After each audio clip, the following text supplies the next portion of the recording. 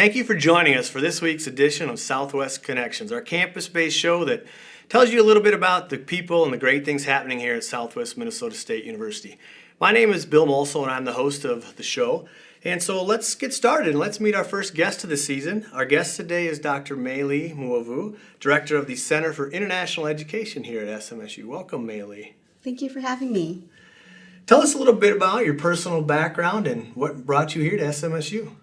Yeah, sure. So the short story that I tell people is that I've been working in the field of international education for about 20 years. Prior to coming to SMSU, I was at Xavier University in Cincinnati, Ohio. And then prior to that, I was in Wisconsin at the University of Wisconsin-Madison. So that's the short story. But I'm going to tell you a little bit more about my long story so you can get to know me a little bit more and just share with everybody my cultural background. So the long story that I tell people is that, I'm a proud U.S. American, but I'm also proud of my ethnic heritage of being Hmong.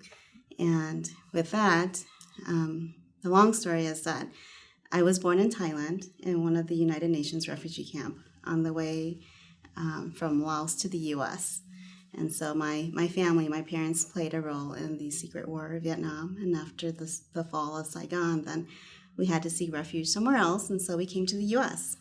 So I grew up in the U.S., but I didn't realize that people didn't speak my language or look like me.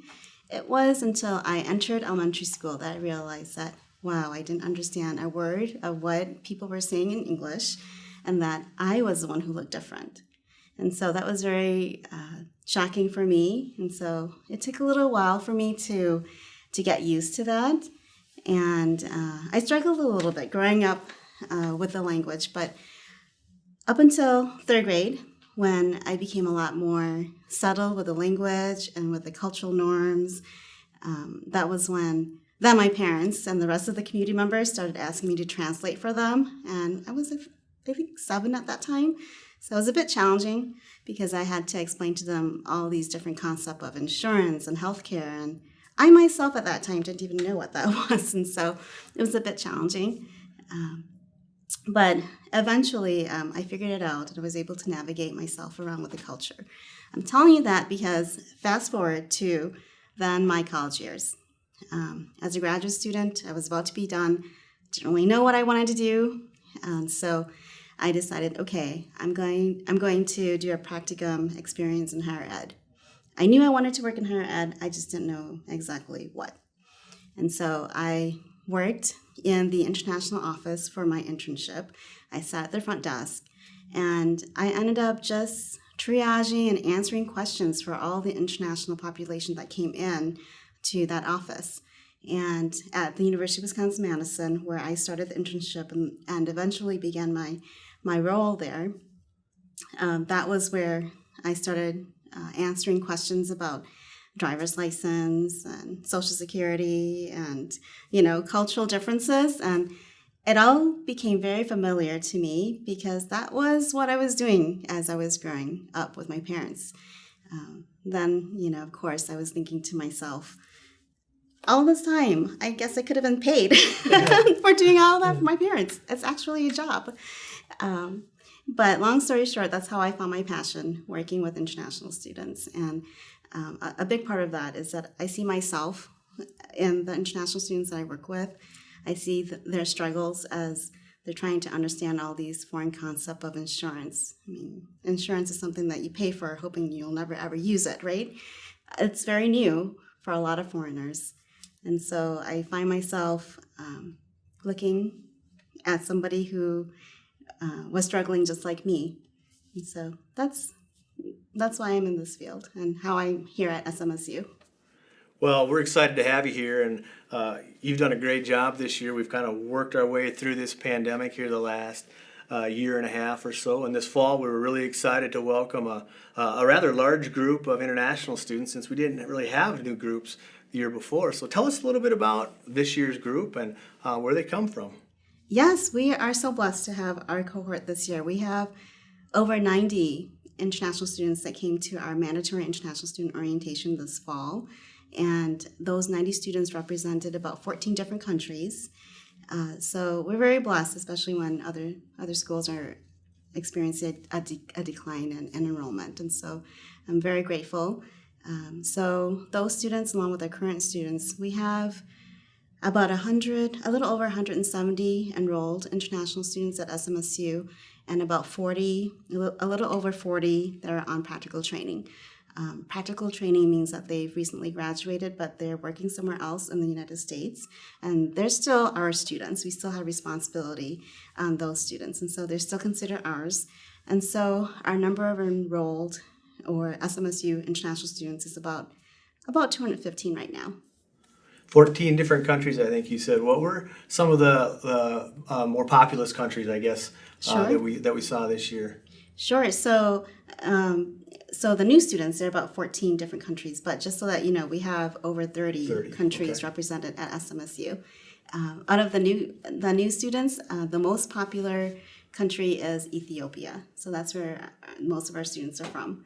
And then followed by Nigeria and Nepal and Taiwan as well. Okay. How do these students come to learn about SMSU? Well, I think that our rankings play a big role in it. We were recently named as the #1 safest college campus in the state of Minnesota. And so that, I think, has put us in the limelight. And we've also been named recently as #7 in the nation as most affordable for international students. So I think our students, they do tend to look at value for the money, and so that has also put us on the map as well. Value, safety, security, those are all important things. Are there any other factors that you hear from international students that really attracted them to SMSU? I think a lot of the students have shared too that everything that they need is here. They don't have to go very far to get what they need. We have a wonderful community transit program where they can just hop on the bus, and the bus will take them to the grocery store or to get personal hygiene products over at the local department stores. And so everything that they need is here. And although a lot of students they do like the large cities, I think there is something about us being rural and being in an area where they can focus on their studies that is attractive to a lot of the students, including the parents. What are some of the more particular majors that you see the international students gravitate towards?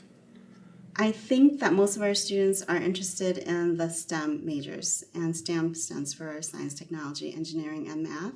And so we do have the computer science major here, which is very popular with our international students. Another area that's very popular is our business major.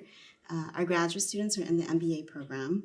And then I also believe biology and a lot of the life sciences are also interesting to them because they want to work in the healthcare industry. So you talked about some of the challenges that you faced when you started working with international students.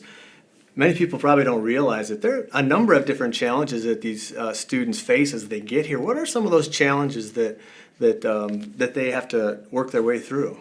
Sure. They, just like domestic students, they have to reinvent themselves as they get here to a new surrounding, a new environment. So if you think about Abraham Maslow's hierarchy of needs, all those physical needs are what they face right away. So food, housing, safety, transportation, those are all things that they need to figure out right away. And those are minor things, especially for us when we're within our own country. But if you go into a different country, it's very different because what you're used to in personal hygiene products is probably not available here. And so our international students have to struggle with the basic needs first. And then after that, of course, learning their way around, making friends, being, sufficient and independent is something that they have to learn as well. But I would say, with that in mind, the first thing that they encounter is probably food, because you notice that right away. And a lot of our students, they're used to their mom's home cooking. And so when they're here, then, they have to get used to the American food, burgers and fries and soda. And so that's something that they have to get used to. Although there are some ethnic restaurants and ethnic grocery stores in the Marshall area, and so they slowly find that out and then they're able to cook for themselves. So food is a major thing. The weather here is a major factor as well. Many of them are not from four seasons, and especially I think our Minnesota winter season is a bit harsh. and I grew up most of my life in Wisconsin, so I can relate to them. It's not uncommon for them to get off the bus here and they don't have a winter coat. It's not uncommon. And Yeah. so some of them, especially the ones that begins in the springtime in January, one of the first stop is to make sure that they go to buy a coat over at Walmart. Yep. And so weather is something that they have to get used to. Another thing is, of course, the language. English may not be their first or second language, and so there may be some difficulty in trying to find the right words. And of course, the U.S. cultural norms. Our values are very different. How they interact with somebody, our holidays, those are all things that are very different for our students. At the university level, I think we're well prepared to help them try and navigate that, but others in the community maybe aren't. So what are some things that people in the Marshall community, greater Marshall community, can do to kind of help our international students feel welcomed and involved in community activities? Yeah, that's a great question, Bill. I think that many members in the Marshall community have already been doing very well in welcoming our international students.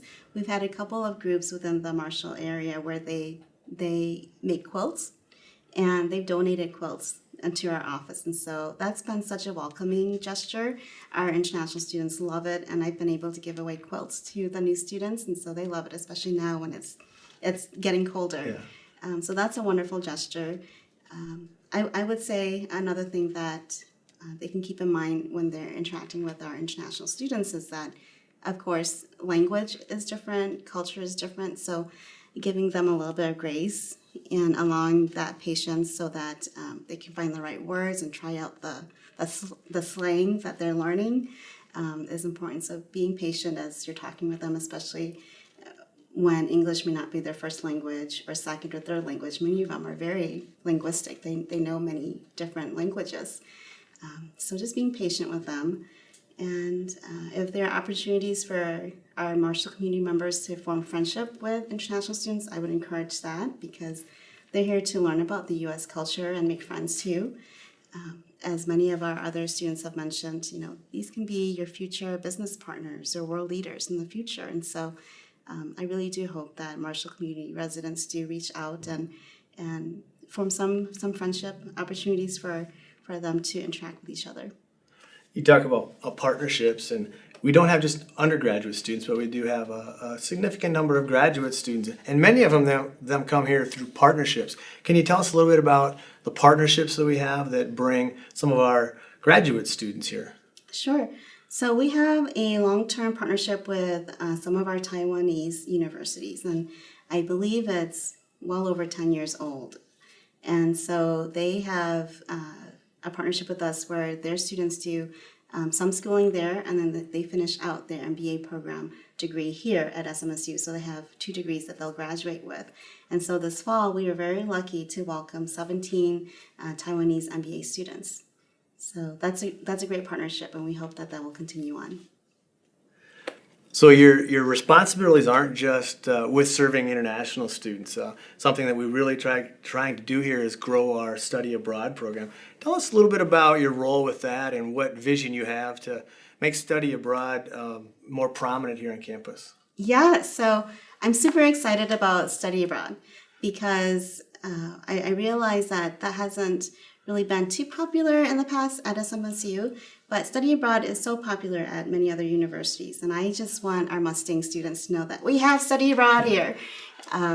So baby step, but we are forming committees so that our faculty members can create faculty-led study abroad programs. So we've had members who submitted proposals so that they can take a group of students to go to London for theater interaction over there. We've had faculty members in biology where they've submitted programs to take students to the Bahamas for marine ecology. And I'm so excited with that. But of course, all of this is kind of paused because of the Right. pandemic. And so once the borders open up and the pandemic, blows past, then we are hoping to get a lot more interest of studying abroad from our Mustangs. Great opportunity, and hopefully we can get more students to experience that. So, Yep, absolutely. one last question for you, Maylee, and if you could tell a prospective student and their family why SMSU is the place for them, what would it be? I would say top quality education at an affordable price.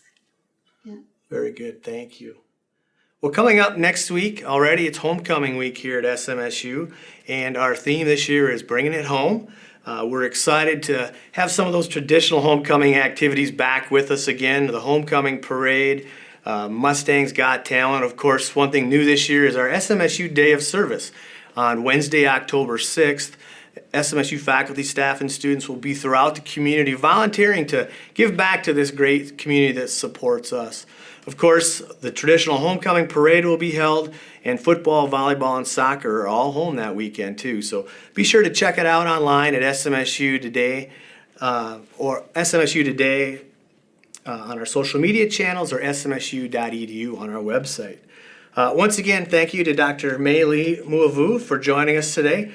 Please tune in again in 2 weeks when we'll be welcoming Rich Shearer, our Executive Director of Enrollment Management here at SMSU. Thanks for watching.